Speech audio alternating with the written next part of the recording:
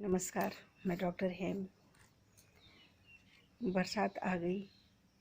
अब बरसात आई कैसे, क्या वजह रही और क्या भौगोलिक कारण रहे जिससे कि बरसात का मौसम आया।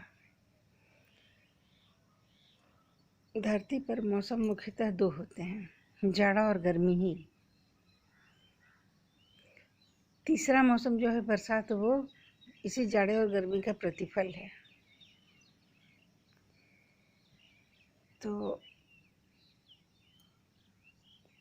जब गर्मी का मौसम रहता है तो उसके पहले हाफ में 3 प्रक्रियाएं चलती हैं। पहला कि धरती का खूब गर्म होना, सूर्य की सीधी किरणें पड़ना,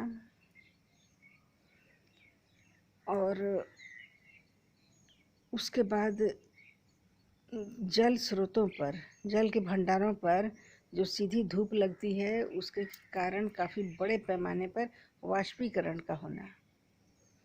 पानी भाप बनकर के बहुत ज़्यादा उड़ता है, तो ये वाष्पीकरण का पानी ऊपर जाता है। तो ये प्रक्रियाएं गर्मी में होती हैं। उस समय बारिश नहीं होती, लेकिन बारिश की तैयारी शुरू हो चुकी होती है। प्रकृति जो है वो मानसून की तैयारी शुरू कर चुकी है उसी गर्मी के महीनों में। तो वो पानी ऊपर की ओर जा रहा होता है भाप के रूप में। उसके बाद अगली प्रक्रिया चालू होती है, जब हवा पानी से या वाष्प से, भाप से या वेपर से संपृक्त होती चली जाती है। उसके बाद अगली प्रक्रिया शुरू होती है, जब हवा बहुत ज़्यादा ये मॉइस्चर से भर जाती है, पानी से भर जाती है, तब फिर उसके बाद कंडेंसेशन होता है। कंडेंस करती, वो संघनित होकर के बादल बन जाती है। वो जलवाष्प संघनित होगा, घना होगा, डेंसिटी बढ़ जाएगी, कम स्पेस में ज़्यादा पानी आ जाएगा, संघनित होगा। उसके बाद बादलों में बादल बनेंगे आसमान में। उसके बाद इन बादलों में गति आती है। वो कैसे?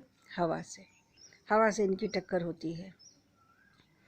अब ये सिर्फ जलवाष्प नहीं है, अब ये संघनित बन चुके बादल हैं। तो अब इनकी टक्कर होगी हवा से।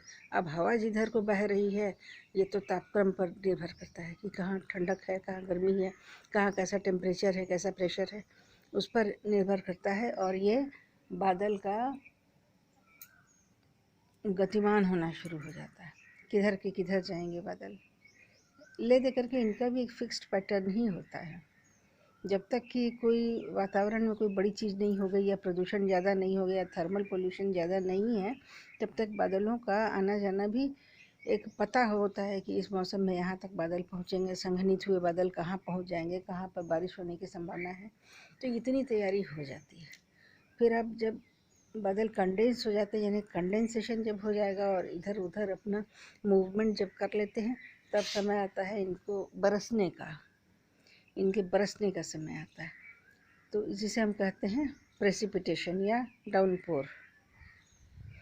तो ये घूमते हुए बादल हवा में तेज़ी से जाते हैं, और जहाँ जहाँ ऊंचे इलाके या पहाड़ उपलब्ध है, वहाँ पहाड़ों से इनकी जब टक्कर होती है, तो टक्कर होने के बाद इनका आगे का रास्ता बंद हो जाता है।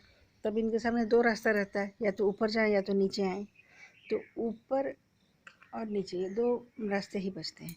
तो नीचे वो आ नहीं सकते, क्योंकि नीचे घनी हवा है। नीचे हवा की डेंसिटी काफ़ी है, तो इसलिए ये ऊपर की ओर जाते हैं। जब ऊपर जाते हैं तो इनको और ठंडक मिलती है। इनको ठंडक मिलेगी तो फिर ये अपना वज़न नहीं उठा पाते हैं, और तब फिर बरस जाते हैं। तो जब ये बरसेंगे तो इसको हम कहेंगे प्रेसिपिटेशन। तो इस तरह से कोई प्रक्रिया चलती रहती है प्रकृति में। गर्मी होगी, फिर वाष्पीकरण होगा, फिर उसके बाद कंडेंसेशन होगा, फिर उसके बाद यही जो जलवाष्प है वो प्रेसिपिटेट हो जाएगा। बस इसमें ख़ास बात यही होती है कि जहाँ से पानी उठा है वहीं पर बरसेगा, ऐसा नहीं है। पानी बरसने का भी पैटर्न है, और पानी बरसने का भी पैटर्न, उठने का भी पैटर्न है।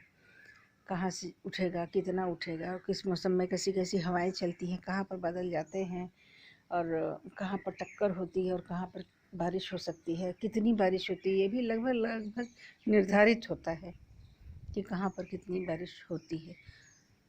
तो थोड़ा बहुत कम ज़्यादा सब संभावना होती है। बारिश का पैटर्न कभी कभी बदल भी जाता है, थोड़ा बहुत बदलता है टेम्परेचर के कारण, प्रेशर के कारण, साइक्लोन के कारण, पोल्यूशन के कारण, जंगलों के हट जाने के कारण या किसी पहाड़ के क्षतिग्रस्त होने के कारण रेन का पैटर्न बदल भी सकता है। थोड़ा बहुत हेर फेर होता रहता है। और मानसून भी कभी कभी थोड़ा बहुत कुछ दिनों के लिए आगे पीछे होता रहता है। लेकिन मानसून अगर आता है तो वो आएगा ज़रूर, थोड़ा लेट करके आए लेकिन मानसून आता है ज़रूर। तो फिर अगले वीडियो में मिलते हैं। जय हिंद, जय भारत।